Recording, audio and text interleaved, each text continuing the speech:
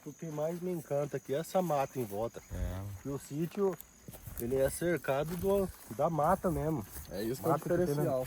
isso aí é uma coisa que isso é contato direto com a natureza, né? Porque além dos animais que a gente cria domesticado, né? Tem o contato com os animais silvestres aí, ó. Tava deitado na rede lá ontem, eu vi os macaquinhos pulando, passando na mata lá em cima perto de casa lá. É mesmo? É, É o que Acabou, você né? falou lá, bugio. a sagui, o bugio, o O buju é meio embaçado, né? O macaco meio que ele não gosta muito de gente não, né? ele é meio nervoso, Perigoso, velho, né? Ele é maiorzinho, né? O bugio já é meio a mordida dele é estressado. embaçada. Morango, hein, velho?